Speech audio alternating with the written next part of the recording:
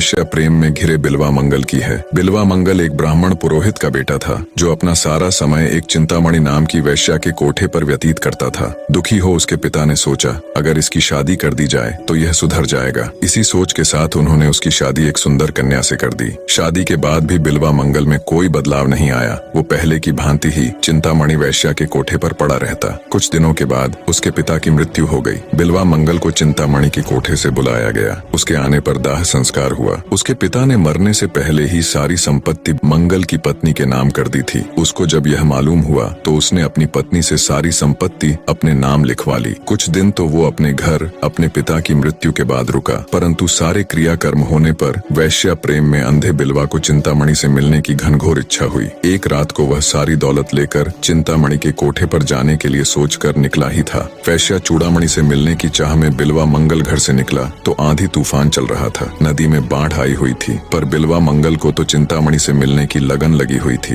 बाढ़ की परवाह किए बिना वह रात को अंधेरे में एक काठ के टुकड़े जैसी चीज पर बैठकर नदी पार कर गया। नदी के पार पहुंचकर बारिश में वह चिंतामणि के कोठे की ओर भागा। वहां पहुंचकर उसने देखा कि चिंतामणि का कोठा बंद है। उसने दरवाजा खटखटाया, परंतु रात में किसी ने दरवाजा नहीं खोला। बिल्वा मंगल चिंतामणि के मोह में इतना पागल था कि वह किसी तरह भी उसके पास पहुंचना चाहता था। उसने देखा कि छत से एक रस्सी लटक रही है। बिल्वा मंगल ने सोचा शायद चिंतामणि ने उसी के लिए यह रस्सी लटकवाई है। वह उस रस्सी से ऊपर चढ़ गया और ऊपर पहुंचकर उसने चिंतामणि को पुकारा। बिल्वा मंगल को अपने घर में देखकर वैश्या चूड़ामणि ने उससे पूछा वह इतनी भयानक रात में नदी कैसे पार करके आया है। तो उसने बताया कि वह एक काठ के तख्ते के सहारे आया है। और जब चूड़ामणि ने पूछा कि वह कोठे के अंदर कैसे आया है तो बिल्वा मंगल ने बताया कि वह रस्सी से ऊपर चढ़कर आया है। चूड़ामणि ने कहा कि उसने तो कोई रस्सी नहीं लटकाई है। तब वहां जाकर उसने देखा तो वहां एक सांप लटक रहा था। फिर जब नदी की ओर देखा तो वहां पाया कि स्त्री की लाश बह रही थी। उसी लाश पर बिल्वा मंगल चढ़कर आया था। चूड़ामणि ने यह सब दिखाकर बिल्वा मंगल से कहा देखो तुम पाप में कितने अंधे हो चुके हो कि पाप और मोह के कारण तुमको स्त्री की लाश लकड़ी दिखी और काला सांप एक रस्सी। अगर तुम इतना मोह मुझे छोड़कर उस मालिक में लगाओ तो तुम इस संसार रूपी नरक से पार उतर जाओगे। वैश्या चूड़ामणि की बातों का बिल्वा मंगल पर बहुत असर हुआ। उसने बुरे कर्मों को छोड़ने का निश्चय कर लिया, पर असली परीक्षा तो बिल्वा मंगल की अभी बाकी थी।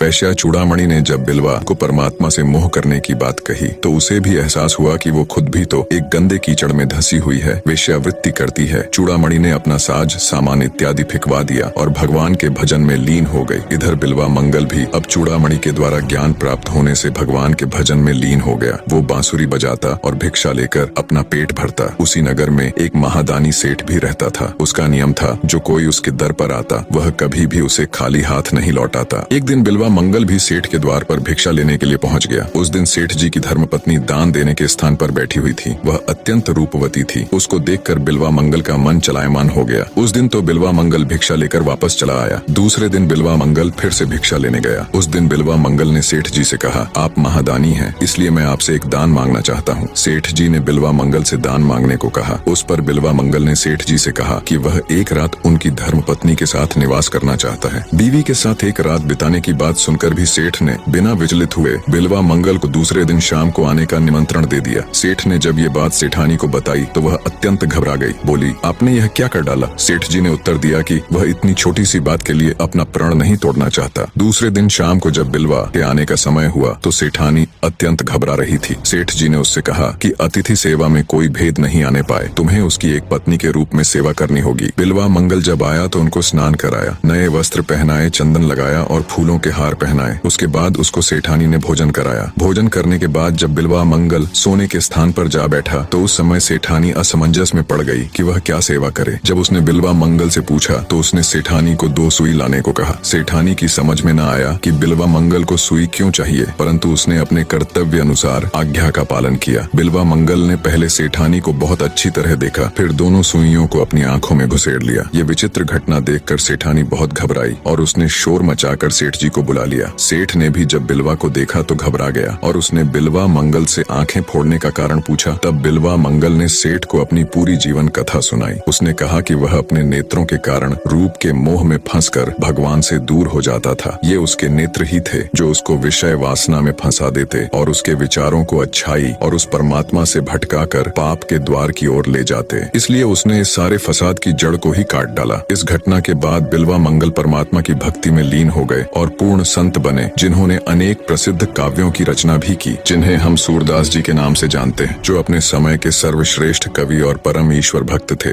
निष्कर्ष, सच्ची भक्ति और ईश्वर प्राप्ति का मार्ग हमारे आंतरिक मोह और वासनाओं के त्याग से होकर गुजरता है। बिल्वा मंगल यानी सूरदास जी ने अपनी आंखों को प्रतीकात्मक रूप से त्याग कर यह सिद्ध किया कि जब तक हम विषय वासना और सांसारिक आकर्षणों से ऊपर नहीं उठते, तब तक ईश्वर की सच्ची अनुभूति संभव नहीं होती। यह आत्मज्ञान और विवेक की यात्रा है, जिसमें बाहरी सौंदर्य और भौतिक सुखों का परित्याग कर हमें अपने अंदर की दिव्यता को पहचानना होता है। भगवान की प्राप्ति केवल वही कर सकता है जो अपने इंद्रियों और मन पर विजय प्राप्त कर पूर्ण समर्पण और त्याग के साथ भक्ति करता है।